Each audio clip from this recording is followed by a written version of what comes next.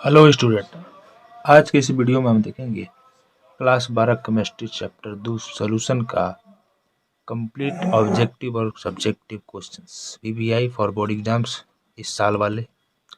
ठीक, तो इसमें 1 नंबरिया भी है, 2 नंबरिया भी है, 5 नंबरिया भी है। सारा पिछला साल से जो भी क्वेश्चन पूछा था वो भी एडजस्ट किया गया है और जो इस बार आ सकता है वो भी एडजस्ट किया गया है, सभी पीबीआई क्वेश्चन। तो पहले इन क्वेश्चंस को कर लीजिएगा, तब आपकी मर्जी में जो भी दूसरा क्वेश्चन लग रहा होगा उसको कीजिएगा।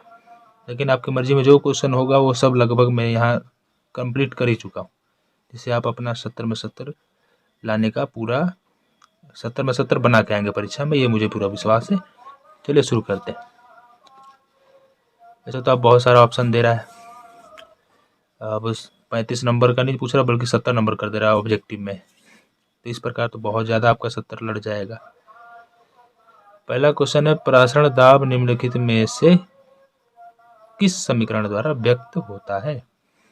तो आप जानते हैं परासरण यहाँ पे पी दिया है, जनरल किताबों में पाई देता है, तो पी और पाई एक ही बात हुआ। प्रेशर, पी से प्रेशर या पाई से भी प्रेशर। पाई बराबर होता है CRT, पाई बराबर होता है CRT। आप सब जानते हैं पाई बराबर CT बटा R होता है, नहीं ये सब गलत है। तो रटने वाली मतलब ये तो याद करने वाली चीज़ है कि पाई बराबर या पी बराबर CRT। अगला क्वेश्चन, आदर्श विलयन का निम्न में से कौन सा गुण है, यानी आदर्श विलयन कौन सा गुण दिखाता है। ये तो हम जानते हैं आदर्श विलयन राउल्ट के नियम का पालन करता है, नहीं करता है होगा ही नहीं, दोनों तो हो ही नहीं सकता। सिंपल सी बात है, आदर्श विलयन वही होगा जो राउल्ट के नियम का पालन करेगा। अब राउल्ट का नियम क्या है, राउल्ट के नियम के अनुसार पी टोटल बराबर होता है P0A, हाँ P0, PA का 0 इंटू P0B, मतलब दोनों प्लस में होता है, PA प्लस PB होता है, दोनों का वाष्प दाब होता है। ठीक, और आगे बढ़ाएंगे, अब ये दोनों का वाष्प दाब P टोटल बराबर होगा तो इसी को आदर्श गैस का, इसे राउल्ट का नियम कहा जाता है। इस पे जो भी आदर्श गैस होती है इसका पालन करती है, बराबर आता है। यानी दो अलग अलग गैस ले रहे हैं तो दोनों का वाष्प दाब जोड़ेंगे P टोटल तो बराबर रहेगा P टोटल, मतलब जो पहले मान था उतना ही रहेगा, घटेगा बढ़ेगा नहीं। विचलन दिखाएगा तो अनादर्श विलयन हो जाएगा। ठीक, आगे देखते हैं, इनमें से कौन जलीय घोल का हिमांक बिंदु न्यूनतम है। 4 ऑप्शन दिया है, 0.01 m NaCl, 0.005 m C2H5OH, फिर ये हमें बताना है कि इसमें से किसका हिमांक बिंदु न्यूनतम है। हिमांक में अवनमन या हिमांक बिंदु न्यूनतम है, तो आप सिंपल से जानते हैं, सिंपल से जानते नहीं आप, मैं बता दूं, m का मतलब मोलरता होता है, यानी NaCl का मोलरता कितना है 0.01 मोल प्रति लीटर। C2H5OH का कितना है 0.005 मोल प्रति लीटर। MgI2 का 0.005 MgSO4 का 0.005 मोल प्रति लीटर। ये 4 ऑप्शन है, तो कौन होना चाहिए। इसमें भी 0 पॉइंट है, इसमें भी वही वाली हाल चाल है, इसमें भी वही हाल चाल है, इसमें थोड़ा अलग है, तो क्या इसको मारेंगे, नहीं, इसका ट्रिक होता है, ट्रिक नहीं नियम कानून है, सिंपल से जानते हैं, हिमांक में अवनमन बराबर। तो आपको बता देता हूँ मैं, हिमांक का अवनमन होता है डेल्टा TF, ये समानुपाती होता है मोल अंश के। ठीक, या डेल्टा T बराबर आप जानते हैं TF बराबर होता है KF इंटू मोल, मोलर सांद्रता, मोलल सांद्रता होता है, यानी मोललता होता है।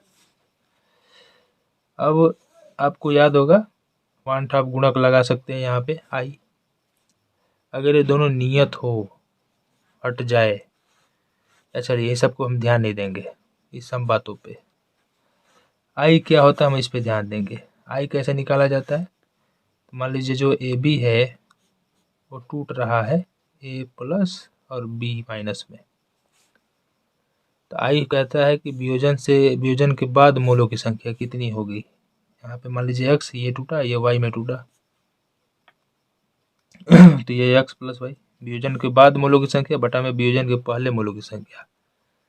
तो यहाँ पे वियोजन के पहले मोलों की संख्या कितनी थी, मान लेते n, तो बटे n कर देंगे।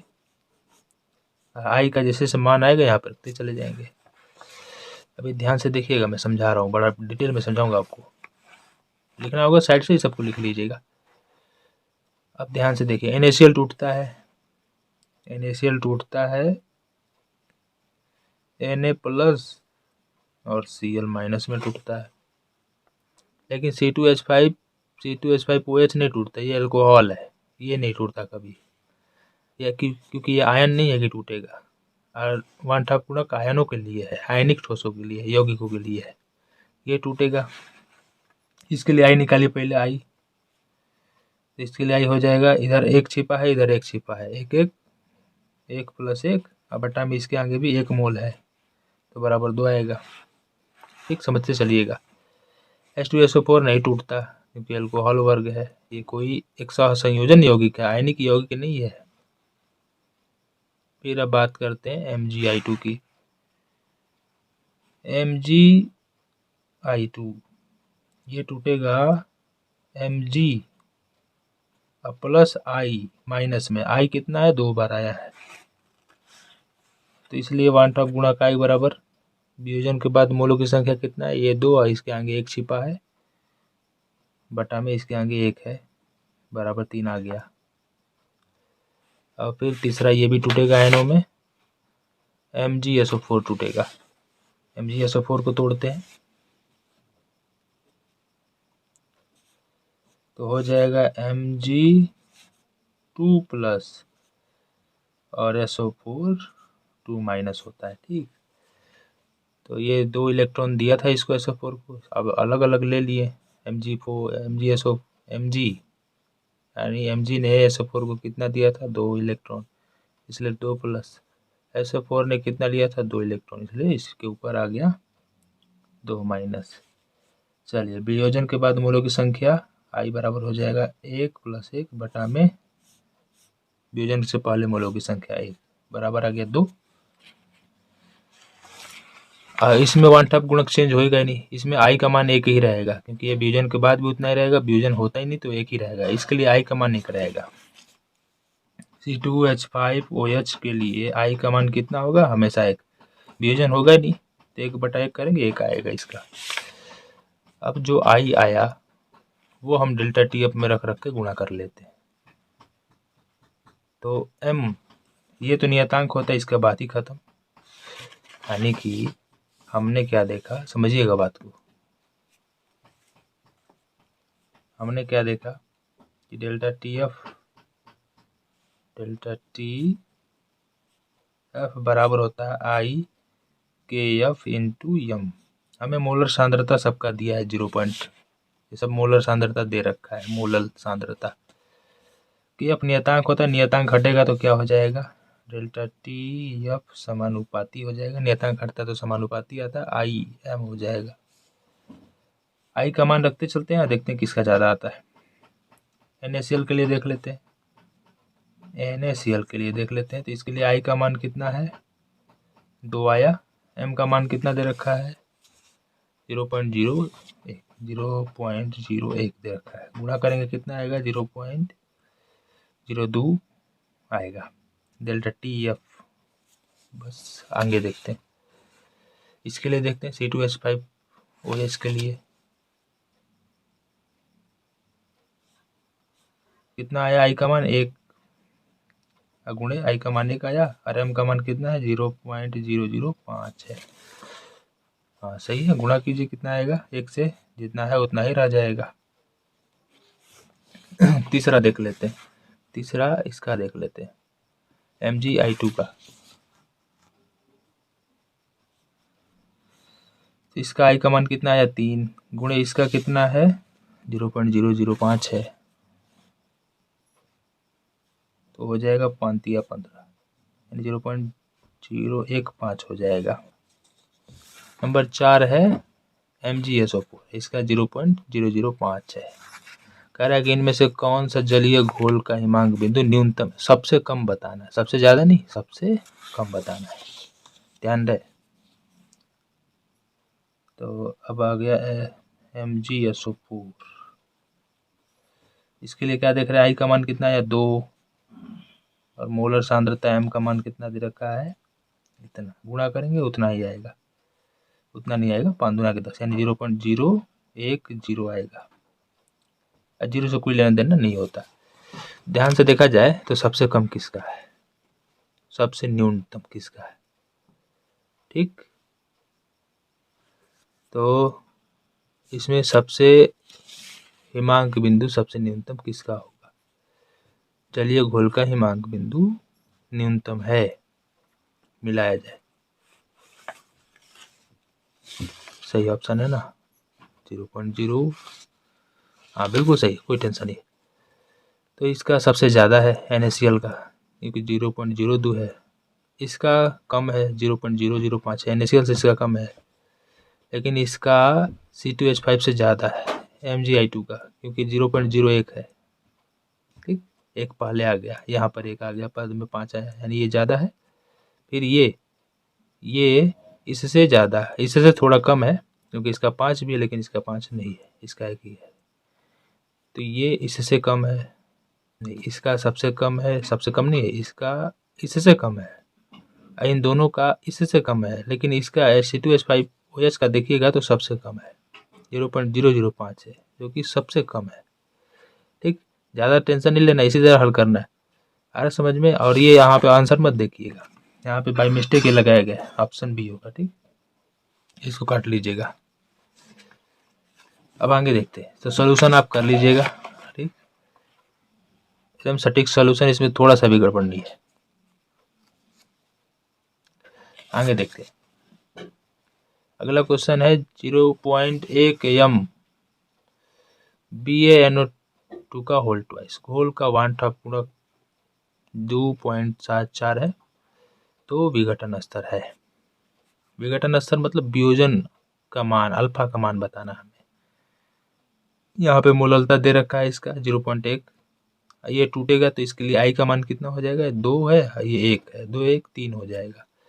वांठा गुणक भी दे रखा है, कितना दे रखा है, वांठा गुणक आई का मान 2.74 दे रखा है, हमें क्या पूछ रहा है, अल्फा का मान। चलिए ऑप्शन दे रखा है 87, 100%, 74, 9.1, 91.3। देखिए आई का मान कितना दे रखा है 2.74, यहाँ पे दे रखा है, अल्फा निकालना है, विघटन स्तर हमें ये दे रखा है, इसको तोड़ेंगे तो ये Ba2 प्लस और 2NO माइनस हो जाएगा, 2NO2 हो जाएगा, यहाँ पे 2 बार आया है NO2, तो आगे 2 लिख देते हैं, इसके ऊपर बेरियम ने इसको 2 त्याग रखा है, ऐसे भी ये 2 इसके ऊपर अब प्लस आ जाएगा, इसके ऊपर इसके नीचे 1 छिपा है तो वो 1 माइनस इसके ऊपर आ जाएगा, ये 2 इसके सामने लग जाएंगे, तो 2 वही सामने लग गया है, ये वाला 2 इसके सामने, समझ में आ रहा बात।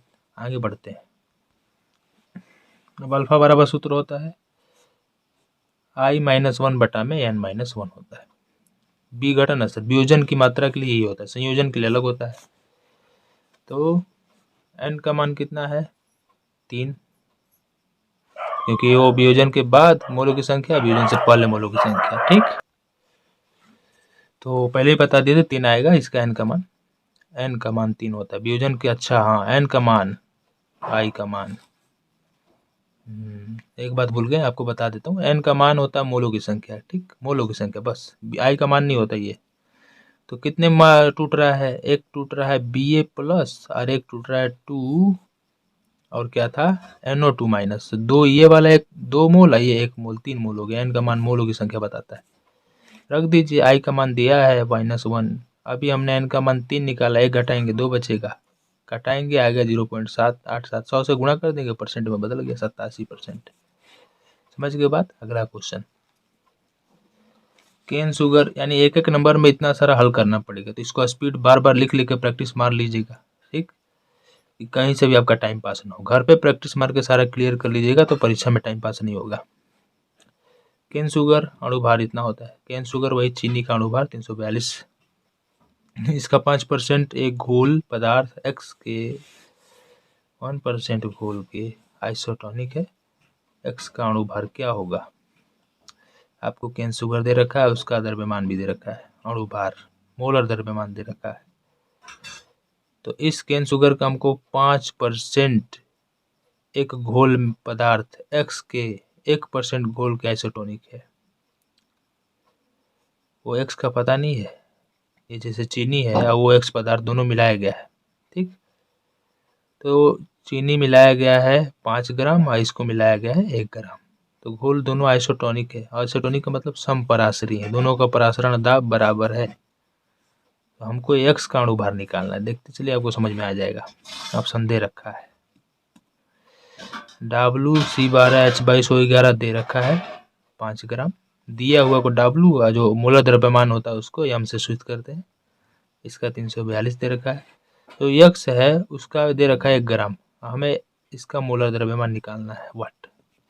दोनों आइसोटोनिक है, यानी जो परासरण दाब केन शुगर का है वही उसी X का है दोनों का। हम जानते हैं पाई बराबर होता है CRT बटा CRT होता है CRT। तो सांद्रता CRT, R और T दोनों समान ताप पर है। R नियतांक है तो कट जाएगा दोनों तरफ से। T भी नियतांक आप जानते हैं, क्वेश्चन में लिख देता हूँ, पाई बराबर CRT। क्योंकि दोनों विलयन समान ताप पर लिए गए हैं तो T भी बराबर होगा, R भी बराबर होगा। तो दोनों तरफ का RT कट गया, बचा C। सांद्रता दोनों का अलग अलग है, क्योंकि 5 ग्राम है तो ये 1 ग्राम है इसीलिए। तो अब सांद्रता बराबर जानते हैं, दिया गया द्रव्यमान बटा में मोलर द्रव्यमान गुणित आयतन। विलयन का आयतन होता है C सांद्रता। इसमें ज़्यादातर मोलरता लिया जाता है। C का मतलब 5 ग्राम दे रखा है, M का मान भी दे रखा है, V का मान 100 मानेंगे, क्योंकि 5% का मतलब होता है 5/100, यानी 100 ग्राम आयतन में 5 ग्राम चीनी। 1% का मतलब होता है 1/100, 100 ग्राम में 1%, 1 ग्राम जुगला है। M2 निकालना है, 100 से 100 गया, M2 इधर भेजेंगे, सबको इधर भेजेंगे, कटा देंगे, आ जाएगा। देखते हैं आगे। तो यहाँ पे 5 उस X का हमें द्रव्यमान निकालना है, इसको इधर भेज दिए, भाग में कट गया, 68.4 आ गया, मार देंगे ऑप्शन पे।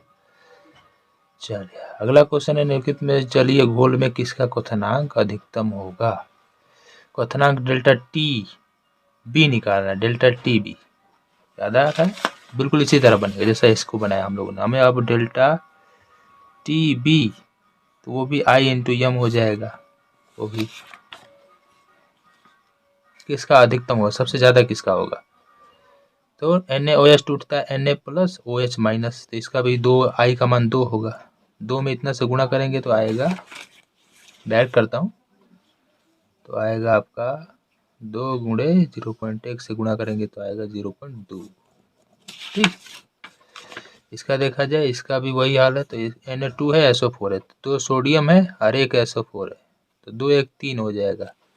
तो इसका आ जाएगा दूसरे वाले का 3 गुणे 0.1 नहीं 1.0 है ना, 0.1 कर रहे हैं, गलती कर रहे हैं, 1.0 है, 1.0, तो ये हो जाएगा 2.0, ये भी हो जाएगा 3.0 हो जाएगा।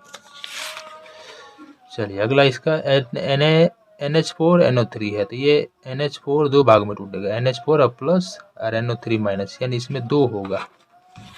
तो इसके लिए भी आप करोगे 2 गुणे 1.0, तो 2 ही आ रहा है, इन दोनों का तो बराबर ही हो गया। फिर इसको भी देख लीजिए, KNO3 K plus NO3 minus, एक एक टूटेंगे, तो 1 और इसका 1, 2 हुआ, और गुणा करेंगे तो 0.2 ही आएगा, 2.0 ही आएगा। यानी सबसे ज़्यादा किसका है, बी ऑप्शन, ऑप्शन नंबर इसका सबसे ज़्यादा है, Na2SO4 का। समझ गए बात को, आगे देखते हैं। अगला क्वेश्चन है, एक घोल जिसका परासरण दाब पाई का मान दे रखा है 300 केल्विन पर, तापमान का मान भी दे दिया, कितना है 0.2082 एक वायुमंडल है। एक घोल है विलयन, इसका परासरण दाब पाई कितना है, इतना है, किस ताप पर है, 300 केल्विन पर। इस घोल का हमें क्या निकालना है, सांद्रता C का मान निकालना है। तो आप जानते हैं पाई बराबर होता है CRT, पाई का मान दे रखा है, R का मान आप जानते हैं होता है 0.0821 ATM litre kelvin inverse mole inverse. तापमान कितना दे रखा है 300, पाई का भी मान वही रखा है, तो ये तो आराम से कट जाएंगे, सी का मान निकालना है। सी बराबर हो जाएगा पाई बटा में आर टी। सी और आर का मान दोनों एक ही है, नहीं आर पाई बटा में आर, दोनों का बराबर कट गया, 300 से भाग करेंगे, हमारा आंसर आ जाएगा इतना। चलिए आगे बढ़ते हैं। अगला क्वेश्चन है HCl और H2O के स्थिर क्वाथी मिश्रण में होगा। H2O ये वाला HCl और H2O के स्थिर क्वाथी मिश्रण में होगा क्या? HCl कितना परसेंट होगा? ऑप्शन में जो HCl दे रखा है वो पूछना चाहता है कितना परसेंट होगा। 48% होगा, 22.2 होगा, 36% होगा, 20% होगा, 20.2। इसका कोई नियम कानून नहीं, इसको आपको याद रखना पड़ेगा कि ये कितना परसेंट मिलाऊंगा HCl को पानी में, कितना ग्राम मिलाऊंगा तो ये स्थिर क्वाथी मिश्रण बना लेगा। तो पानी का 100 ग्राम लेना होगा और HCl का 20.2 ग्राम लेना होगा, तब जाके ये स्थिर क्वाथी बनाएंगे। यानी ये रटने वाला चीज़ है। आपको नीचे लिंक मिल जाएगा, फिर जितने भी नोट्स हैं 1 से लगाई 9 तक चैप्टर का मैं डाल रखा हूँ, उसमें आप जाइएगा, देखिएगा स्थिर क्वाथी का विभिन्न उदाहरण दिया गया है। ठीक, आगे देखते हैं। अगला क्वेश्चन है किसी विलयन के 200 ml में 2 ग्राम NaOH घुले हैं, विलयन की मोलरता क्या है? तो दिया गया आयतन B बराबर 200 ml है, 2 ग्राम NaOH यानी WNaOH का मान दे रखा है 2 ग्राम। MnOH निकालेंगे यानी मोलर द्रव्यमान कितना होता है, तो 23 सोडियम का होता है, ऑक्सीजन का 16 होता है, हाइड्रोजन का 1 होता है, जोड़ेंगे तो 40 आ जाएगा। अब हम लोग जानते हैं कि मोलरता बराबर होता है दिया गया द्रव्यमान गुणे 1000 बटा में मोलर द्रव्यमान गुणे आयतन होता है, आप जानते हैं इसके बारे में। अब हमें निकालना है, क्या निकालना है कि मोलरता क्या होगा। तो ठीक, W का मान रख दिया 2, 1000, M का मान होता है 40 दिया है, B का मान इतना आ गया, इतना मार देंगे ऑप्शन पे टिक। चलिए अगला है क्वेश्चन, देखिए तो में से किसका हिमांक अवनमन अधिक होगा, यानी सबसे अधिक इनमें से चारों में से किसका होगा। तो भाई आई का मान देखेंगे सबसे ज़्यादा किसका होगा, सब में का एक ही मोल है ना सबका, इसमें किसी का मोलर सांद्रता दिया नहीं, तो हम आई निकाल के ही चेक कर पाएंगे।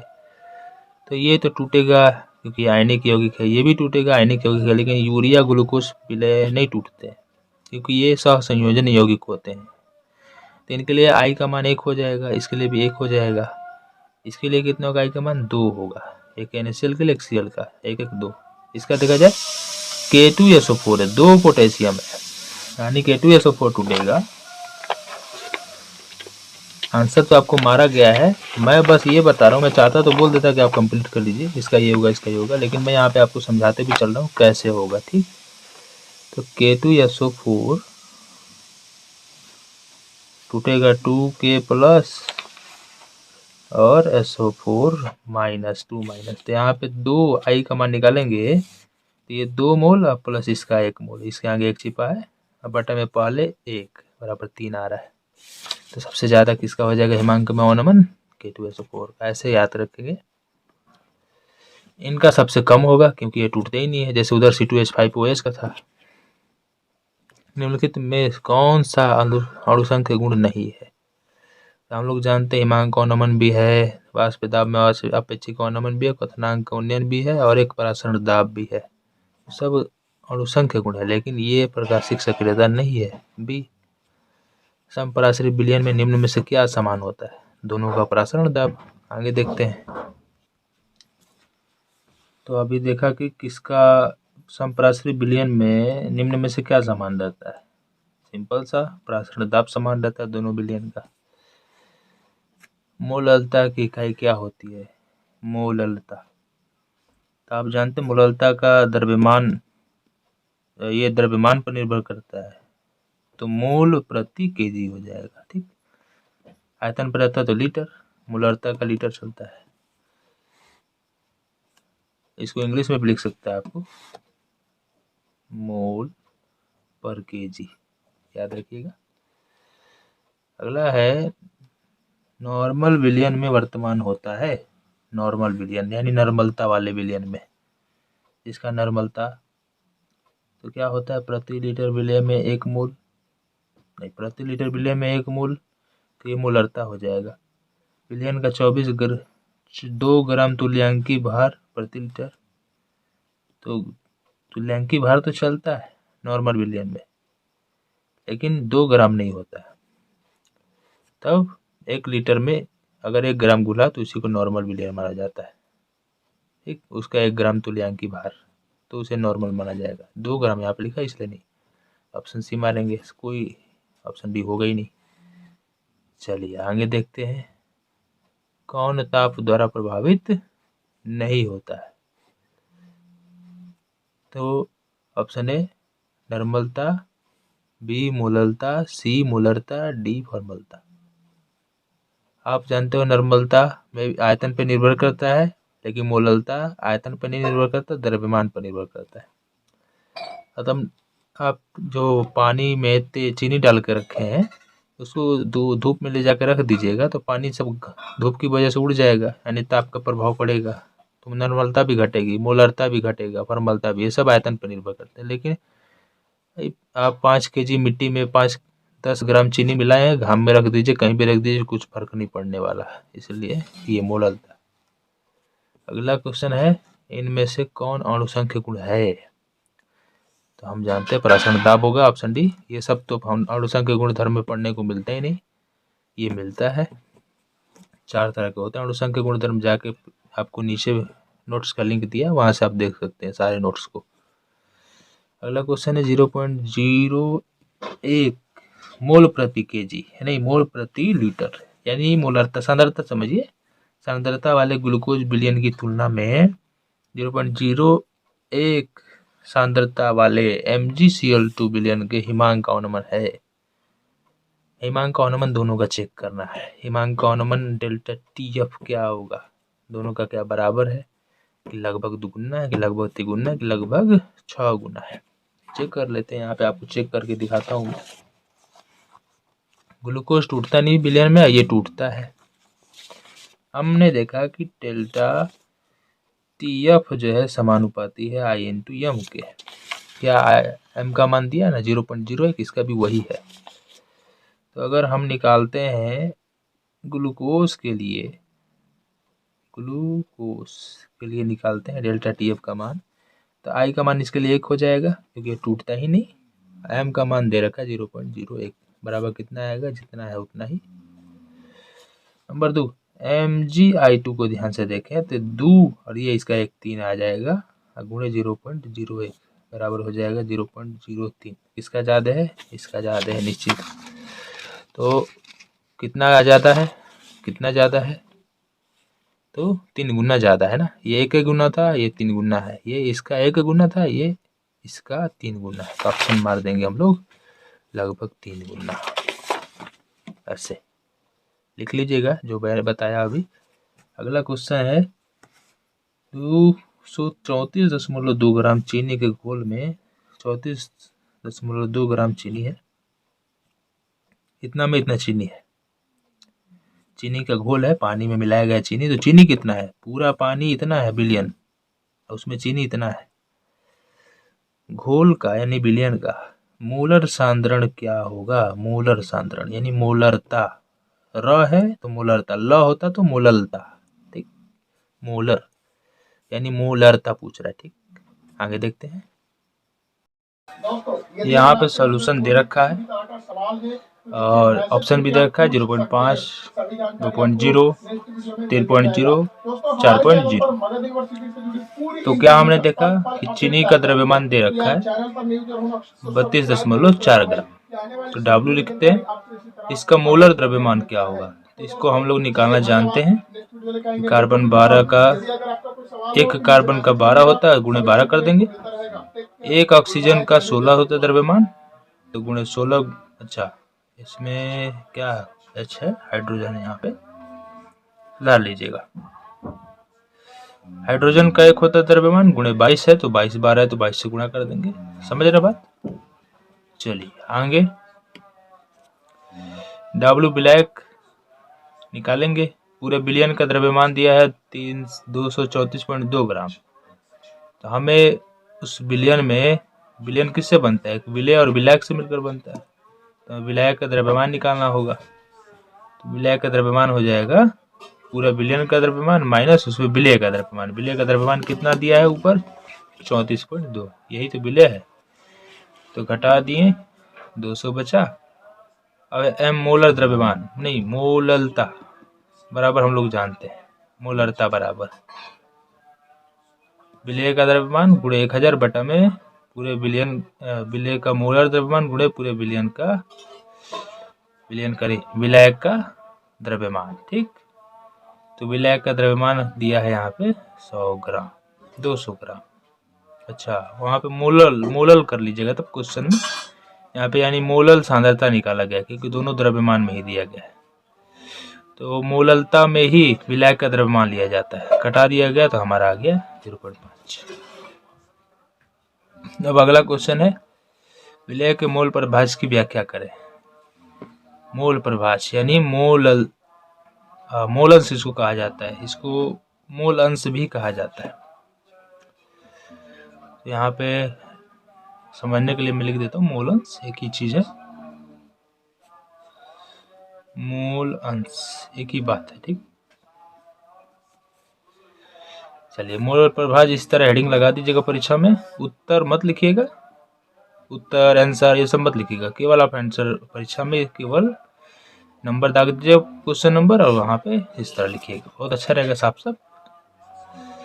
प्रश्न संख्या 1 कोष्ठ में उसका अंक लिख देंगे, बहुत अच्छा रहेगा। क्या लिखा है कि किसी विलयन में उपस्थित विलेय के मोलों की संख्या, कोई विलयन है उसमें जो मूल विलेय को मिलाया गया है उसका मोल संख्या निकाल लेंगे, और पूरे विलयन के मोलों की संख्या, तो जो विलेय है उसके मोलों की संख्या पूरे विलयन के मोलों की संख्या का अनुपात ले लेंगे, यानी बटा में ऊपर रहेगा विलेय का, नीचे रहेगा पूरे विलयन का, अनुपात निकालेंगे तो जो आएगा वही हमारा प्रभाज हो जाएगा, आंसर अंश हो जाएगा, मोल अंश या मोल प्रभाज। तो वही मोल प्रभाज बराबर होता है विलेय के मोलों की संख्या बटा में विलयन के मोलों की संख्या। विलयन में रहता क्या है, एक विलेय रहता है एक विलायक रहता है, तो दोनों का मोल की संख्या जोड़ देंगे तो पूरे विलयन का निकल जाएगा। इसमें बटा बढ़िया से लगा दीजिएगा बढ़िया से। अगला है, अब इसी को थोड़ा डिटेल में कर देंगे। यदि विलयन में दो घटक ए और बी हो तो ए विलेय हो या बी विलायक हो या दोनों में से कोई हो सकता है। तो एक्स ए का देखिए मोल प्रभाज को एक्स से सूचित किया जाता है। ठीक, तो ए का मूल अंश क्या हो जाएगा, तो मूल अंश को मोलों की संख्या को यन से सूचित किया जाता है, यन से, ये भी ध्यान रहे। तो ए के मोलों की संख्या बटा में पूरे विलयन के मोलों की संख्या, विलयन में क्या है ए है और बी है, तो ए का मोलों की संख्या प्लस बी के मोलों की संख्या जोड़ देंगे हो जाएगा। उसी तरह बी का निकालना होगा तो बी का ऊपर रखेंगे और इतना भी लिख देंगे तो हमारा 2 नंबर हो जाएगा। ठीक, आगे देखते हैं। अब यहाँ पे नया क्वेश्चन आ गया दूसरा, 2 नंबर में ज्यादा कुछ डिटेल में नहीं लिखना। ठीक, दूसरा क्वेश्चन है क्वथनांक के उन्नयन से आप क्या समझते हैं, बस यही बताना है, क्वथनांक के उन्नयन से आप क्या समझते हैं। तो क्वथनांक का उन्नयन देखते हैं क्या समझ होता है। प्रत्येक द्रव का क्वथनांक दिए गए दाब पर निश्चित होता है।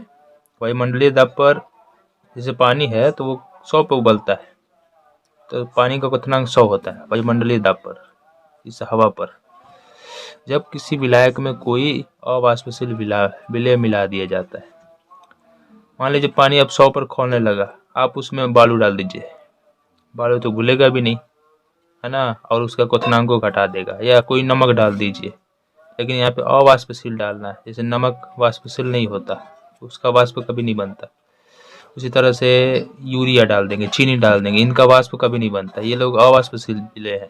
तो क्या होता है, मिला देते हैं तो विलेय का क्वथनांक, विलयन का क्वथनांक कर दीजिएगा, विलयन का क्वथनांक घट जाता है, नहीं यहाँ पे बढ़ जाता है, कर लीजिएगा विलयन का क्वथनांक बढ़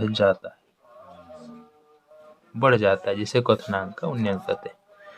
जब मिला देंगे तो पहले 100 पे खोल रहा था, लेकिन अब चीनी या नमक डाल दिए तो अब थोड़ा और बढ़ेगा, 110 होगा, तब जाके ये खोलेगा। तो जो 10 डिग्री बढ़ा, उसी बढ़ोतरी को कहा जाता है उन्नयन। ठीक, अवनमन माने घटता होता है, उन्नयन माने बढ़ना होता है, ऐसे भी पढ़े अवनमन उन्नयन। इसे कहा सूचित किया जाता है डेल्टा टीबी से बराबर होता है टीबी माइनस T0B। ज्यादा कुछ डिटेल में नहीं लिखना, इतना लिख के छोड़ देंगे हमारे 2 नंबर कंप्लीट, 1 नंबर इस पे 1 नंबर इस पे। ज्यादा डिटेल में लिखिएगा टाइम पास होगा। तो डेल्टा टी भी होता है क्वथनांक का उन्नयन। और कैसे निकालेंगे, तो जो पहले विलयन का ताप था शुद्ध अवस्था में, पहले जो ताप था TB0 जैसे पानी का 100 डिग्री था, और अब कितना हो गया 110, तो 110 माइनस 100 घटा के निकाल देंगे। समझ रहे बात को, यानी बाद में जो तापमान हुआ पहले जो होता था उसमें से घटा देंगे, 10 डिग्री पता चल जाएगा। अगला क्वेश्चन, ये सब लिख कर प्रैक्टिस मार लीजिएगा, परीक्षा में ज्यादा डिटेल में नहीं लिखना 2-2 नंबर को। परासरणी दाब को परिभाषित करिए, परासरण दाब क्या होता है इसी को बताना है। चलिए आपको मैं आंसर सही दे रहा हूँ, 2 नंबर 5 नंबर सब दिखाऊंगा आपको। तो अब है परासरणी दाब। अगर आपको सच में अच्छा नंबर लाना है तो इस तरह लाल पेन से मत लिखिएगा, हेडिंग मत लगाइएगा, और लाल पेन से घेरिएगा भी मत, काले पेन का ही यूज कीजिएगा और काले पेन से ही हेडिंग लगाइएगा और लिखिएगा भी। परासरणी दाब देखिए, किसी विलायक को अर्धपारगम्य झिल्ली द्वारा, विलायक समझ रहे हैं, इसमें पानी लिया जा सकता है, कोई तेल लिया जा सकता है, या कोई दारू शराब लिया जा सकता है, अल्कोहल लिया जा सकता है, या जो ज़्यादा मात्रा में हो, को अर्धपारगम्य झिल्ली के द्वारा विलयन से अलग रखा जाए। मतलब समझ रहे हैं कि विलयन जो है और विलायक है, इसको अलग अलग। विलयन मान लीजिए एक पानी में चीनी डाला हुआ है, ठीक, और हम किसी तरीके से उस डब्बे के बीच में एक रुकावट डाल दिए, उस रुकावट का नाम है अर्धपारगम्य झिल्ली, ताकि इधर का पानी इधर ना आए, इधर का पानी इधर ना आए। तो दोनों में पानी भरे थे, अब एक को विलयन बनाना है, तो एक में चीनी डाल देंगे, चीनी डाल देंगे तो विलयन हो जाएगा, एक केवल विलायक रहेगा। जिस पानी में आपने चीनी डाला वो विलयन बन गया, लेकिन जिसमें नहीं डाला वो केवल विलायक ही रहा, शुद्ध विलायक रहा। तो क्या होगा, अलग अलग कर देंगे। अब अर्धपारगम्य झिल्ली से अलग अलग रखा जाए तो परासरण को रोकने के लिए आवश्यक न्यूनतम दाब को परासरणी दाब कहते हैं। इसे पाई से सूचित करते हैं। अब पाई बराबर इतना लिख देंगे, CRT हो जाएगा, हमारा काम खत्म। फिर भी मैं आपको डिटेल में समझाता हूँ। मान लीजिए कि ये यहाँ से समझाते हैं, अच्छा रहेगा। यहाँ पे हम एक बीकर लिए, अब बीच में अर्धपारगम्य झिल्ली लगा दें, सेमी परमिएबल मेम्ब्रेन SPM। अर्धपारगम्य झिल्ली क्या करता है, केवल विलायक के अणुओं को ही अपने से होकर जाने देता है, विलेय के अणुओं को नहीं जाने देता। तो दोनों में पानी भरा था, दोनों में पानी भरा था, जल जल, लेकिन हमने इनमें थोड़ा नमक भी डाल दिया, प्लस नमक ऐड कर दिया, तो अब ये विलयन हो गया। इधर वाला कुछ नहीं रहा, तो ये केवल जल है, तो इसी को कहा जाएगा विलायक। इसमें कुछ नहीं मिला वो विलायक, जिसमें नमक डाल दिया वो विलयन हो गया। अब अर्धपारगम्य झिल्ली क्या करता है, केवल विलायक के अणुओं को ही इधर आने देता है, इधर आने देता है। ये विलय के अणु नमक इधर नहीं जाने देगा, ये इसका यही काम है। तो अब हमको इसको रोकना है, इसको प्रेशर दे के रोकना है किस तरीके से। तो हम इस पर दबाव डालेंगे इधर वाले विलयन पे, तो जो प्रेशर हम लगाएंगे इस पर, जो परासरण दाब इधर हो रहा था, इसको रोकने के लिए परासरण से थोड़ा अधिक दाब लगाएंगे ताकि ये रुक जाए, या परासरण के बराबर दाब लगाएंगे, अधिक नहीं, अधिक पे तो उल्टा हो जाएगा, प्रतिलोम हो जाएगा। परासरण के बराबर दाब इधर लगा देंगे, तो उसी को जो दाब लगाएंगे रोकने के लिए परासरण की क्रिया को रोकने के लिए जो दाब लगाएंगे वही परासरण दाब हो जाएगा। इसको पाई से सूचित किया जाता है। बात खत्म, आगे बढ़ते हैं। आदर्श और अनादर्श घोल क्या है, या दोनों में अंतर भी पूछ सकता है, आदर्श और अनादर्श में। अभी ऐसा ही पूछा, तो इसी को देखते हैं हम लोग आगे। तो पहले हेडिंग लगा देंगे आदर्श घोल, देखेंगे वह घोल जो सभी सांद्रताओं पर राउल्ट के नियम का पालन करता है आदर्श विलयन कहलाता है। अब राउल्ट का नियम क्या है आगे देखते हैं। तो यहीं पे देखिए राउल्ट का नियम है Pa बराबर P0 इंटू x है।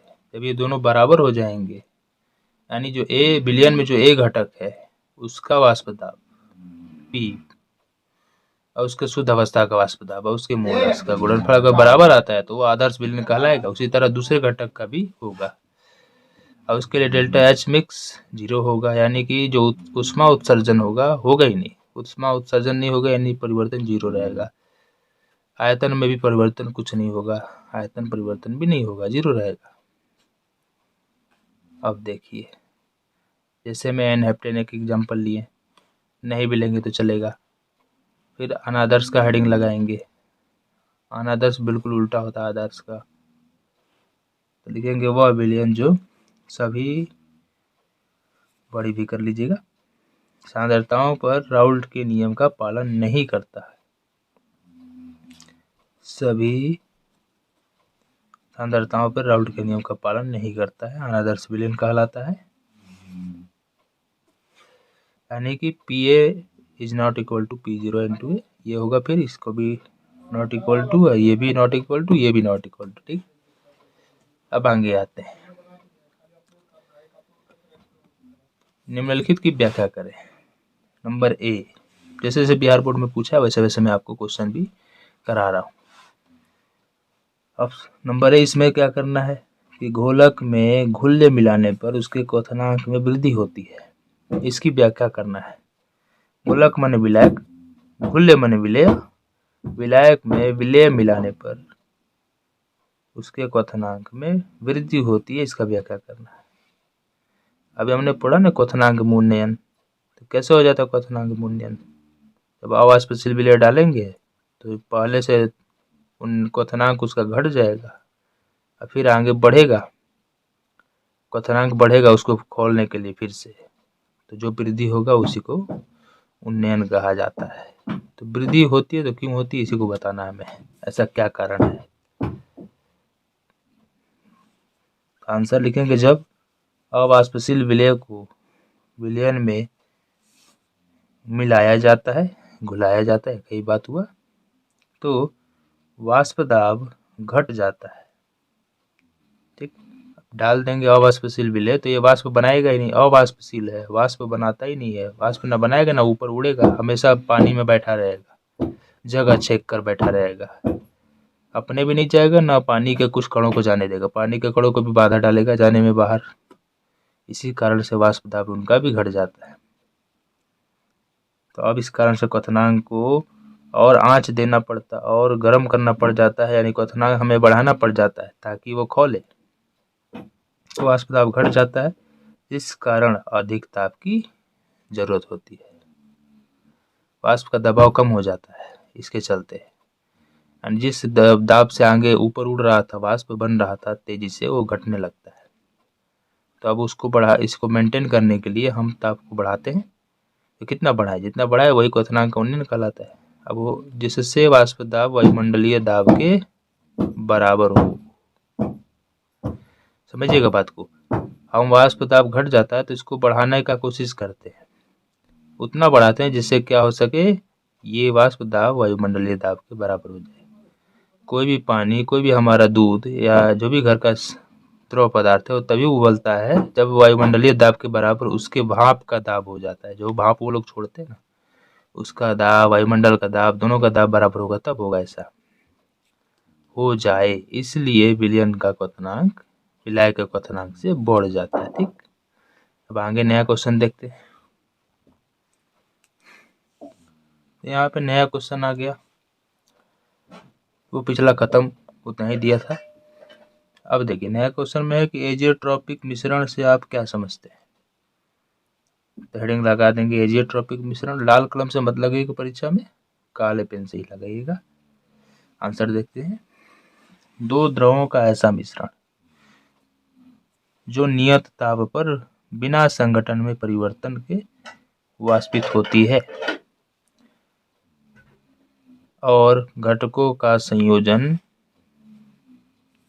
द्रव और वाष्प दोनों अवस्थाओं में समान होता है, एजियोट्रॉपिक मिश्रण या स्थिर क्वाथी मिश्रण कहलाते हैं। इसके नाम में ही विशेष बात छिपा है कि ये मिश्रण कैसा है, स्थिर क्वाथी वाला है, यानी इसमें जब हम दो द्रव को मिलाएंगे तो उन दोनों का क्वथनांक स्थिर ही रहेगा।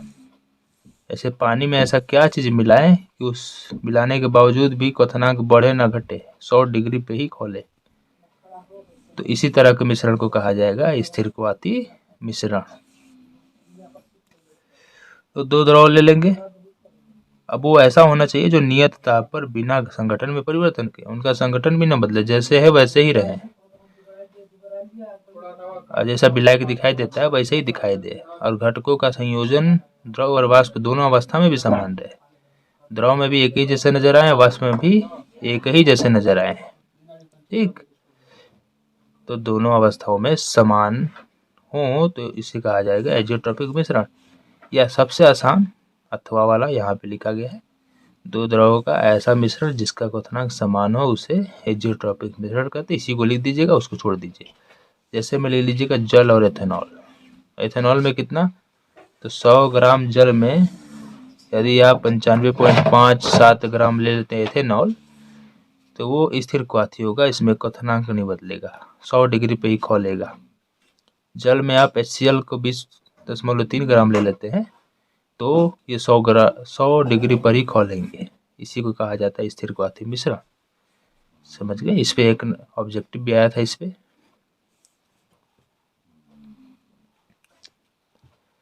अब अगला क्वेश्चन, वाष्प दाब के अवनमन के लिए राउल्ट नियम का अपेक्षिक अवनमन क्या है? अपेक्षिक अवनमन की व्याख्या करें।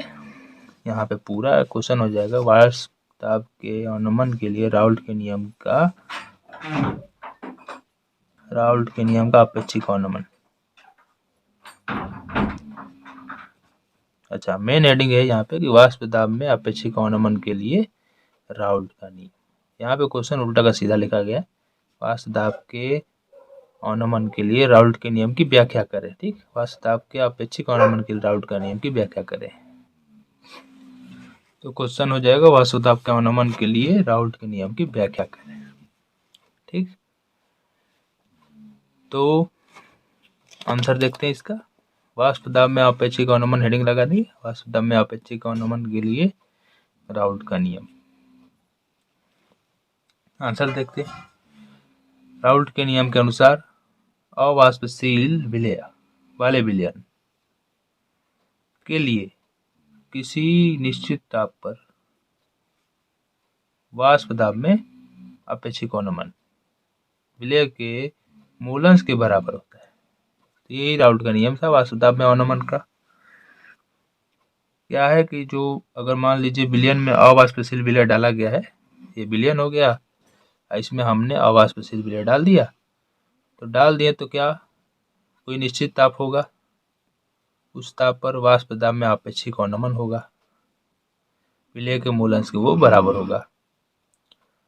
कि जो वाष्प दाब था वो घटेगा, अवनमन का मतलब घटेगा, पहले कितना था अब उससे वो घटेगा, तो कितना घटा, दोनों का हम कंपेयर कर लेंगे, अपेक्षिक कर लेंगे, यानी अनुपात निकाल लेंगे। यानी शुद्ध अवस्था में कितना था और घट के कितना हो गया, अवनमन का मतलब घट के कितना हो गया, P0 बटा में PS माइनस P0, याद है? अब वो किसके बराबर होता है, मूल अंश के। तब आगे देखते हैं। तो अपेक्षिक अवनमन, ये देखिए ये केवल अवनमन है, क्वथना वाष्प दाब में अवनमन।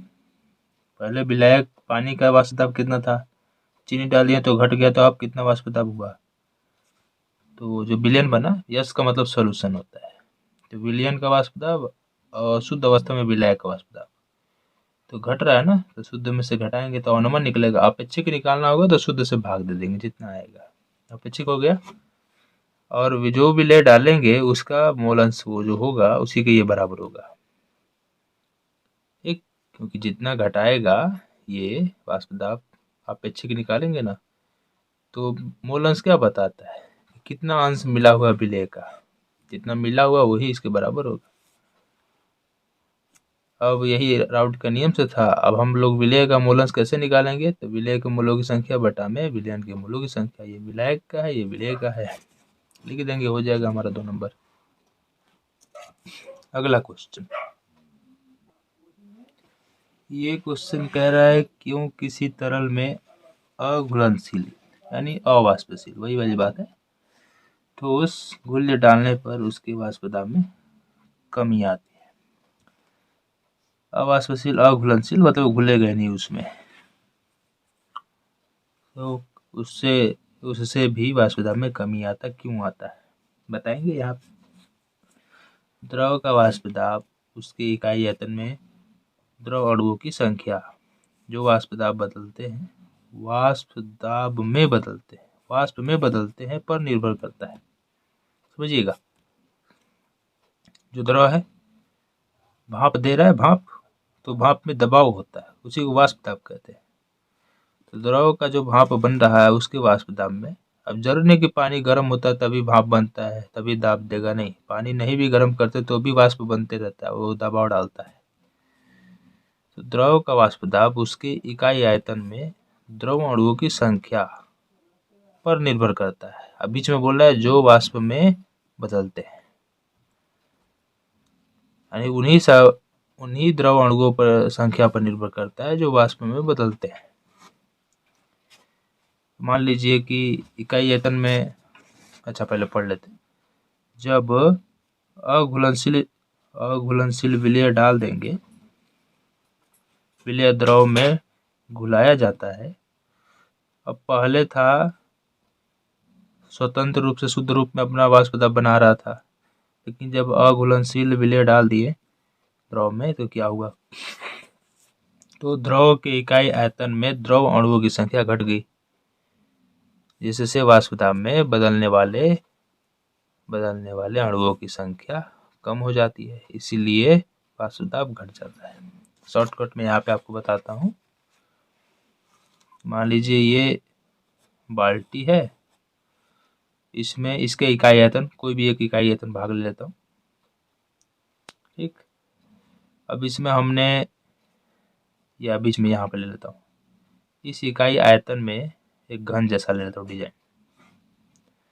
मान लीजिए इसमें 100 अणु थे चीनी के, या 4 अणु थे चीनी के, नहीं पानी के, चीनी के 5 अणु थे, तो ये पांचों अणु वाष्प में बदल रहे थे आराम से, 6, 7, 8, 9 सभी के सभी वाष्प बना रहे थे।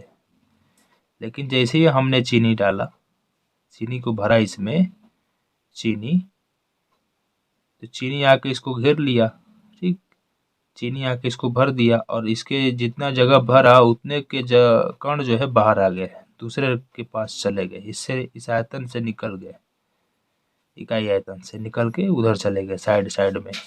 तब यहाँ पे जो वाष्प हो रहे थे, यहाँ पे 5-6 वाष्प बन रहे थे, 5-6 डिजाइन, ये सब घट गए, पहले से वाष्प घट गया, कुछ ही वाष्प बन रहा था, 1-2। तो ऐसा क्यों हुआ, क्योंकि ये जो अवाष्पशील विलेय है उसने इकाई आयतन में खुद जगह छेक लिया, इसलिए ऐसा हुआ, ठीक। तो आगे देखते हैं अगला क्वेश्चन है, तनुघोल के अणुसंख्य गुणधर्म को लिखें। विभिन्न प्रकार के अणुसंख्य गुणधर्मों को लिखें, यानी इसका प्रकार भी बताना है। अणुसंख्य गुण क्या है और उसके प्रकार क्या है ये बताना है। हेडिंग लगाएंगे अणुसंख्य गुणधर्म, काला से ही हेडिंग लगाइएगा, लाल का प्रयोग मत कीजिएगा। देखिए, किसी विलयन के वे गुणधर्म जो विलयन के निश्चित आयतन में उपस्थित विलेय कणों की संख्या पर निर्भर करते हैं, अणुसंख्य गुणधर्म कहलाता है। कोई विलयन है, ठीक, उस विलयन के निश्चित आयतन में कितने विलेय के कणों की संख्या उपस्थित है, जैसा अभी मैंने बताया। जैसे यहाँ पर हमने चित्र का एग्जांपल लिया, इकाई आयतन लिया, उसमें मान लीजिए 4 कण उपस्थित है, तो यही चारों कण ही अणुसंख्य गुणधर्म कहलाएंगे, इकाई आयतन में इनकी संख्या। तो कोई भी विलयन है उसका गुण उसके इकाई आयतन में उपस्थित कणों की संख्या पर निर्भर करता है, इसी गुण को अणुसंख्य गुणधर्म कहा जाता है। वो कितने होते हैं, 4 प्रकार के, चारों देखते हैं आगे। पहला है वाष्प दाब का अवनमन, यानी वाष्प दाब घट जाता है, कणों की संख्या घट जाती है तो इकाई आयतन में। क्वथनांक का उन्नयन, यानी क्वथनांक बढ़ जाता है, यानी कणों की गतिज ऊर्जा बढ़ जाती है। कणों की गतिज ऊर्जा क्वथनांक को फिर से उतना करने के लिए क्वथनांक बढ़ाते हैं ना, तो कणों को फिर से उतना गति देने के लिए इकाई आयतन में जो उपस्थित कण है वो मंद पड़ने लगते हैं, तो उसको फिर से उतना गति देने के लिए हम उन्नयन करते हैं। हिमांक नमन, यानी 0 डिग्री पर बर्फ बन जाता है पानी, अगर उसमें नमक मिला देंगे तब 0 पर बर्फ नहीं बनेगा, कुछ कम पे ही बनेगा, तो इसी को अवनमन कहा जाता है। वो भी कणों की संख्या पर निर्भर कर रहा है। प्रासरण दाब भी मोलों की संख्या पर ही निर्भर करते हैं, चारों के सारे मोलों की संख्या पर निर्भर करते हैं, अणुओं की संख्या पर। तो चलिए समझ गए बात ना। अब अगला क्वेश्चन, उल्टा परासरण क्या है, या इसको पूछ देगा प्रतिलोम परासरण क्या है, या पूछ देगा विपरीत परासरण क्या है। ठीक, तो हेडिंग कोई भी एक लगा दीजिए, प्रतिलोम परासरण। चलिए आंसर देखते हैं इसका। यहाँ पे लिखा है किसी विलयन पर उसके परासरण ताप से अधिक दाब लगा देंगे तो परासरण की क्रिया उलट जाएगी, यानी विलयन से शुद्ध विलायक की ओर परासरण होने लगता है। पहले विलायक से विलयन की ओर हो रहा था, लेकिन अब विलयन से विलायक की ओर होने लगेगा, इसे ही प्रतिलोम परासरण कहते हैं। यानी कि अभी शुद्ध विलायक से जल से इधर जा रहा था नमक की ओर, ठीक, लेकिन अब हम जो यहाँ पे जो जा रहा था, तो इसको रोकने के लिए हमने एक दबाव लगाया ताकि ये रुक जाए परासरण, तो उसी को कहा गया पाई। अगर हम पाई से अधिक दाब लगा देंगे, अधिक दाब, तो जो दाब लगाएंगे इसी दाब को कहा जाएगा प्रतिलोम परासरण। नहीं तो उलट जाएगा, परासरण की क्रिया उलट जाएगी। दाब अधिक लगा देंगे तो परासरण की क्रिया अब उल्टी हो जाएगी, यानी इधर से इधर जाने लगेगा। इस घटना को कहा जाएगा प्रतिलोम परासरण। ठीक, अब आगे देखते हैं। अगला क्वेश्चन बहुत ज़्यादा मोस्ट इम्पोर्टेंट है, ईवीआई है बहुत ज़्यादा। परिसारक दाब को परिभाषित करें, यानी वही परासरण दाब की परिभाषा दें। फिर क्या बताना है आगे, क्यों परिसारक दाब असामान्य हो जाता है, यानी इसमें परिवर्तन क्यों हो जाता है वही बताना है। देखिए आंसर हेडिंग लगा लेंगे, परिसारक या परासरण दाब। लिखेंगे किसी विलायक को अर्धपारगम्य झिल्ली द्वारा विलयन से अलग रखा जाए तो परासरण को रोकने के लिए आवश्यक दाब को परासरण दाब कहते हैं। पहले भी बताया जा चुका है। अब क्यों असामान्य हो जाता है इसको बताना है, तो लिखेंगे पॉइंट करके कि परिसारक दाब निम्न कारणों से असामान्य हो जाता है। आगे देखते हैं। पहला है कारण विलयन में विलेय कणों का वियोजन या संगुणन। दूसरा वाष्पशील विलेय का विलयन में होना। तीसरा विलेय का वैद्युत अपघट्य होना। मतलब कि अगर विलेय कणों का संयोजन हो जाए, वियोजन हो जाए या संयोजन हो जाए, या तो टूट जाए और आयनों में, या और जुट जाए, तो भी परासरण दाब गड़बड़ हो जाएगा। या विलेय वाष्पशील हो तो वाष्प बन के उड़ जाएगा तो भी गड़बड़ हो जाएगा। या विलेय का वैद्युत अपघट्य होना, अगर वो वैद्युत अपघट्य होगा तो बिजली के प्रभाव में टूट जाएगा। ठीक, या पानी में डालते, पानी में नहीं, विद्युत के प्रभाव से टूट जाएगा, तो भी हो सकता है। अगला क्वेश्चन है 5% यूरिया के घोल का परासरण दाब 273 केल्विन पर ज्ञात करें। 5% यूरिया का मतलब है 5 ग्राम यूरिया और 100 ग्राम पानी। ठीक, 100 ग्राम पानी 5 ग्राम यूरिया। वैसे पानी लीटर में लेंगे तो लीटर में लेंगे, हाँ, तो 100 ml पानी हो जाएगा। उसका परासरण दाब निकालना है 273 केल्विन पर। टी का मान दे दिया, टी का मान 273 दे दिया। आर का मान हम लोग जानते हैं 0.083 litre ATM kelvin inverse mole inverse. Litre में रहेगा तो यही लेंगे। डब्ल्यू यूरिया 5 ग्राम, आयतन कितना हो जाएगा 100 ml, पहले ही बोल दिया था 5/100, यानी 0.1 लीटर हो जाएगा। इसको 1000 से भाग करेंगे तो लीटर में बदल जाएगा। अब यूरिया का अणु भार निकालेंगे, 14 × 2, नाइट्रोजन का 14 होता है, और नाइट्रोजन 2 बार है, हाइड्रोजन 4 बार है, तो 1 × 4 कार्बन एक बार है 12, ऑक्सीजन एक बार है 16, 60 आएगा। आई बराबर जानते हैं CRT होता है, सी की जगह पर होता है W/m(V). सी मोलरता को बताता है, तो मोलरता होता है विलेय, दिया गया विलेय का द्रव्यमान बटा में उसका मोलर द्रव्यमान गुणे आयतन कर दिए। दिया गया द्रव्यमान 5 है, R का मान इतना है, T का मान इतना है, M का मान इतना है, अब V का मान इतना निकाले हम लोगों ने, कटा दिया जाएगा। अब जानते हैं क्या करना है, आंसर आ जाएगा हमारे इतना। चलिए अगला क्वेश्चन, जब 100 ग्राम मात्रा का एक अवाष्पशील विलेय को 100 ग्राम बेंजीन में बुलाया जाता है, 100 नहीं यहाँ पे 10 ग्राम है, ठीक।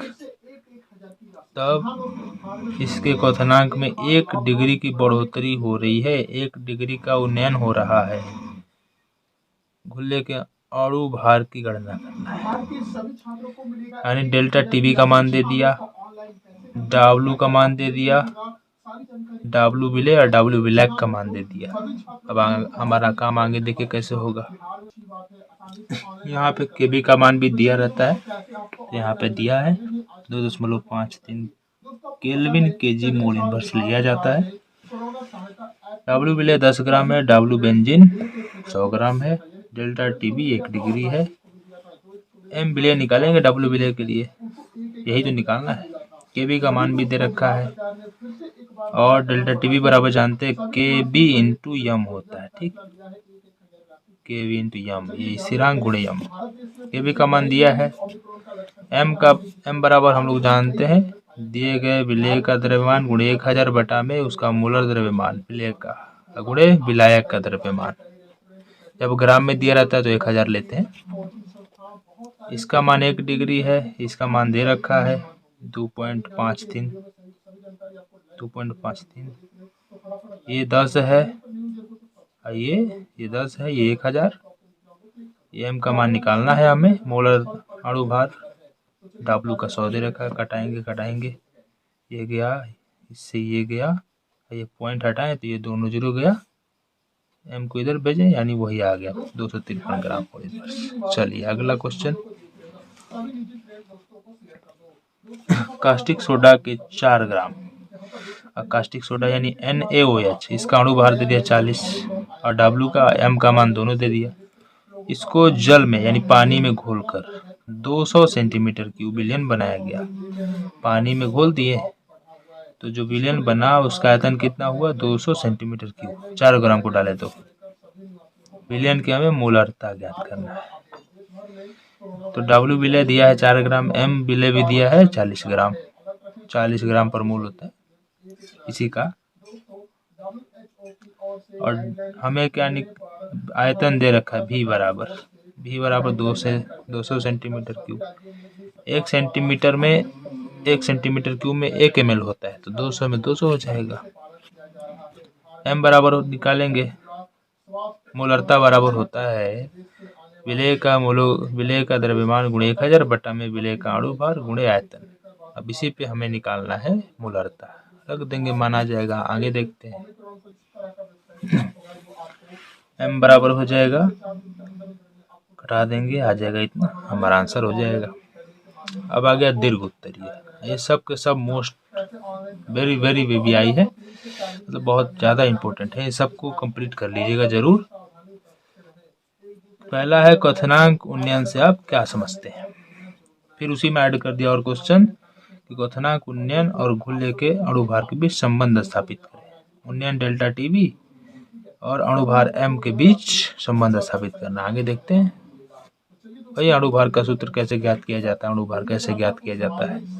हेडिंग लगा देंगे क्वथनांक उन्नयन और लिखेंगे इसके बारे में। सब जानता है क्वथनांक उन्नयन क्या है, तो बताना जरूरी नहीं है ना। आगे बढ़ते हैं, फिर इसमें हेडिंग लगाना है कि क्वथनांक उन्नयन और अणु घुल्ले यानी विलेय के अणुभार के बीच संबंध है। चलिए राउल्ट के नियम से क्या जानते हैं, आगे देखते हैं। राउल्ट के नियम के अनुसार होता है डेल्टा टीबी समानुपाती M। क्वथनांक में उन्नयन मोलल सांद्रता के समानुपाती होता है, यानी मोललता।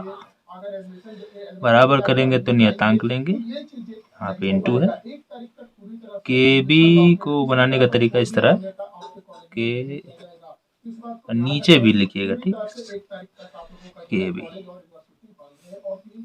छोटा स्मॉल के है और इसके नीचे भी है, ठीक, के अब m बराबर हो जाएगा, m बराबर चूंकि हम लोग जानते हैं मोललता बराबर होता है विलेय का द्रव्यमान बटा में उसका मोलर द्रव्यमान गुणे विलायक का द्रव्यमान, ठीक। अब इस मान को यहाँ पे रख देंगे तो इतना हो जाएगा। हमें क्या निकालना था, अणु भार, संबंध ज्ञात करना था अणु भार इसके बीच में, अणु भार को इधर ला देंगे, इसको इधर ला देंगे, हो गया। इसी को तो सिद्ध करना था। तो कहेगा डायरेक्ट अणु भार की गणना करें, ये कैसे निकाल सकते हैं। दूसरा क्वेश्चन है परासरणी दाब की परिभाषा दें, सिद्ध करें कि परासरणी दाब एक अणुसंख्य गुणधर्म है। तो फिर वही परासरण दाब की परिभाषा देना है। ये बार बार क्वेश्चन रिपीट हो रहा है, सबको कंप्लीट कर लीजिएगा। परासरण दाब, परासरणी दाब का परिभाषा हम लोग जान चुके हैं, हम जानेंगे सीधा कि कैसे यह एक अणुसंख्य गुणधर्म है। तो हेडिंग लगा के आगे देखते हैं, ठीक। तो लिखेंगे चूंकि पाई बराबर सी आर टी, सी बराबर हम लोग जानते हैं n बटा बी, यानी मोलरता बराबर या मोलर सांद्रता बराबर होता है विलयन में उपस्थित विलय के मोलों की संख्या बटा में विलयन का आयतन। बाद में हम इसको विलय के मोलों की संख्या को W बटा m कर देते हैं, क्योंकि मोलों की संख्या निकालते हैं दिया गया द्रव्यमान बटा में मोलर द्रव्यमान से, ठीक। जहाँ n क्या है, विलय के मोलों की संख्या, यानी कि पाई भी मोलों की संख्या पर निर्भर कर रहा है। और अणुसंख्य गुणधर्म कहता है कि वह गुणधर्म जो विलय के प्रकृति पर न निर्भर करे बल्कि उसके कणों की संख्या पर निर्भर करे, उसे ही अणुसंख्य गुणधर्म कहते हैं। चूंकि परासरण दाब विलय के मोलों की संख्या पर निर्भर करता है, इसलिए यह भी अणुसंख्य गुण है। अगला क्वेश्चन, परासरण और विसरण में क्या अंतर है, ठीक। तो ये सब बार बार रिपीट होता है।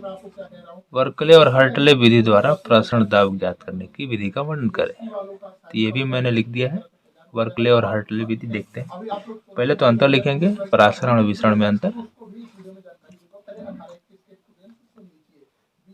क्या है। अंतर, पहला अंतर है कि इसमें अणु कम सांद्रता से अधिक सांद्रता की ओर गति करते हैं। कम सांद्रता मतलब शुद्ध विलायक से विलयन की ओर, तो शुद्ध विलायक में सांद्रता कम है, विलयन में ज्यादा सांद्रता है। इसमें अणु एक अधिक सांद्रता से कम सांद्रता की ओर गति करता है, ठीक। मतलब अगरबत्ती जला दिए तो जहाँ पे अगरबत्ती जल रहा है अधिक सांद्रता है, जहाँ तक वो फैल रहा है, जहाँ जहाँ फैल रहा है वहाँ पे कम सांद्रता है। या धुआं देखते हैं, धुआं जहाँ पे निकलता है आगे चलता है वहाँ पे अधिक धुआं रहता है, और जहाँ जहाँ फैलता है उधर कम धुआं रहता है।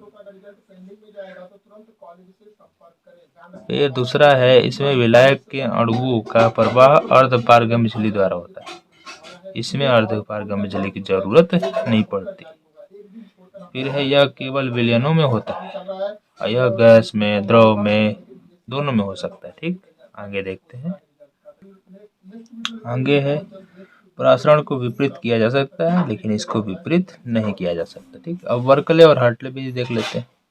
2 नंबर में आया परासरण और विसरण में अंतर, तो केवल ऊपर वाला लिखना होगा। 5 नंबर में आएगा तो ये वर्कले हर्टले भी लिखना पड़ेगा आप। तो परासरण दाब ज्ञात करने का ये एक विधि है। इसमें क्या क्या किया जाता है देख लेते हैं। इस विधि का मुख्य सिद्धांत परासरण दाब की वैकल्पिक परिभाषा देना। अच्छा, वैकल्पिक परिभाषा देने के लिए इसका प्रयोग किया जाता है। वैकल्पिक का मतलब होता है जो बहुत आसान हो, जिसे प्रायोगिक रूप में भी किया जा सकता है। जिसके अनुसार क्या होता है देखा जाए, वह बाह्य दाब जो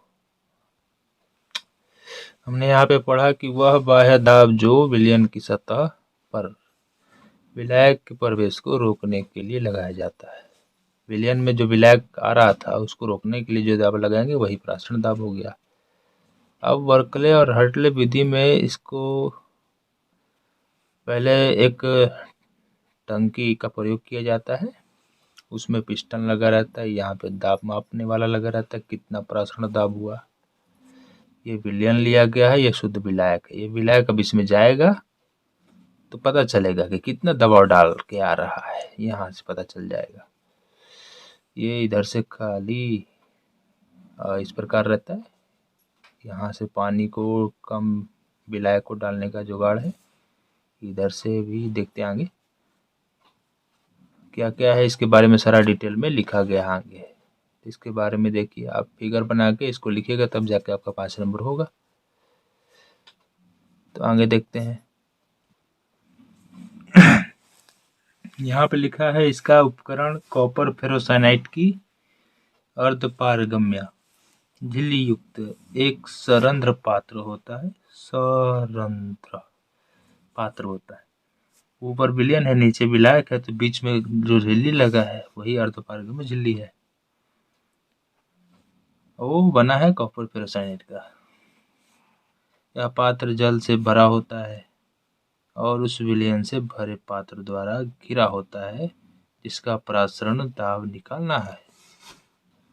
ठीक, तो ऊपर विलयन रखा गया था। अभी हमने देखा कि उस चित्र में ऊपर विलयन था, बीच में विलायक था, तो उस विलयन का हमें प्रसारण दाब निकालना है। इस पात्र में एक तरफ केश नली और दूसरी तरफ जल संग्राहक लगा होता है। केश नली का मतलब जिसमें पानी ऊपर उठ के जाएगा, पता चलेगा कितना दाब लग रहा है पानी पर। और एक तरफ लगा था जल संग्राहक नली, उसमें जल डालने के लिए रखा है। दोनों तरफ लिखा था पाइप ना, एक तरफ से जल डालेंगे, एक तरफ से वो केश नली बताएगा कि पानी कितना ऊपर उठ रहा है, दाब कितना लग रहा है।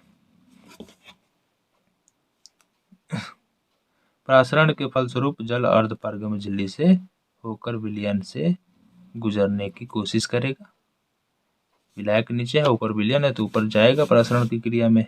यह केश नली में जल के स्तर में गिरावट द्वारा पता चल जाएगा। जो बगल में केश नली लगा है, तो जब ये विलायक ऊपर की ओर भागेंगे तो प्रसारण उधर की ओर होने लगेगा, तो इधर केश नली में पानी का सतह जब नीचे गिरेगा तो खुद पता चलेगा, स्तर में गिरावट द्वारा पता चलेगा। गिरावट चल जाता है, इसलिए स्तर को गिरने से रोकने के लिए विलयन पर दाब डाला जाता है। अब प्रसारण होने लगेगा ऊपर की ओर, तो अब हमें केश नली का पानी नीचे गिरने लगा, अब हमें उसे रोकना है। ऊपर से दबाव डालेंगे, ऊपर से पिस्टन लगा था ना चित्र में, गिरने से रोकने के लिए विलयन पर दबाव डाला जाता है, इसलिए अतिरिक्त दाब को प्रसारण दाब कहते हैं। यही है वर्कले हार्टले विधि। यहाँ पे ये गलत बात है।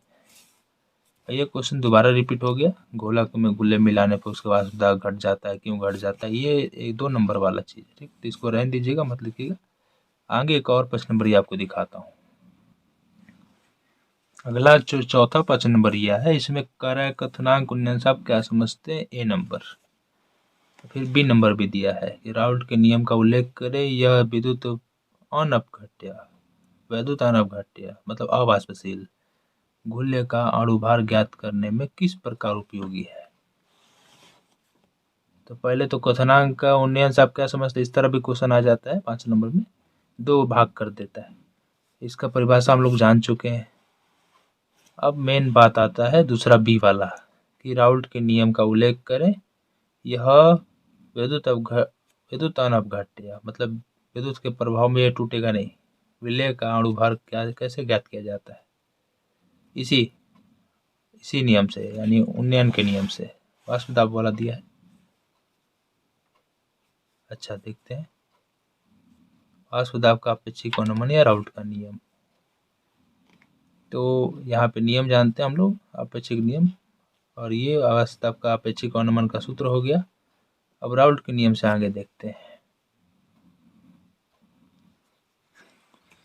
राउल्ट के नियम से P जो भी विलायक का वाष्प दाब है वो उसके मूल अंश के समानुपाती होता है। बराबर करेंगे तो शुद्ध विलायक आ जाएगा। शुद्ध विलायक का वाष्प दाब गुणे विलायक, एक्स विलायक इंटू एक्स विलायक। ठीक, एक्स विलायक को हम लिख सकते हैं 1 माइनस एक्स विलय, क्योंकि हम लोग जानते हैं कि एक्स ए प्लस एक्स बी बराबर 1 होता है। विलयन में उपस्थित घटकों के मूल अंश का योग 1 होता है। वही काम किया गया यहाँ पे। इसको साबित भी करना है ये कैसे सूत्र आया, ठीक ना। तो अब आगे गुणा किया गया, फिर क्या था, इसको ये इधर दोनों ये माइनस में है, इसको लाया गया इधर तो प्लस हो गया, इसको इधर ले जाएगा तो माइनस हो गया। कुछ लोग यहाँ पे PS भी लिख देते हैं, कोई फर्क नहीं पड़ता। एक्स विले इधर भेज देंगे, हमारा देखिए आप पीछे का नंबर आ गया। एक्स विले को हम इस तरह लिख देंगे तो ये हमारा फाइनल व्यंजक आ गया। ठीक, आप ये नहीं लिखेंगे डायरेक्ट, इसी को ऊपर वाला ना करके ये वाला डायरेक्ट लिख के और ये वाला काम कर दीजिएगा। वाष्प दाब में आपेक्षिक अनुमान द्वारा अवाष्पशील विलय का अणु भार, ये डायरेक्ट कर सकते ये वाला, ये नहीं भी करेंगे तो चलेगा। तो चूंकि इतना बार अब इतना हम लोग जानते हैं, हम लोग n का मान जानते हैं, W/m होता है, W/m मतलब कि विलय मूलों की संख्या कैसे निकालते हैं, दिया गया भार बटा में उसका मूल और द्रव्यमान विलय का, वही काम यहाँ पे करेंगे। विलय चूंकि विलयन तनु है तो जो W/m है ये विलय का विलयन में बहुत ही कम होगा, इसलिए इसको हटा दिया जाएगा, केवल इसी को रखा जाएगा और ऊपर वाले को रखा जाएगा।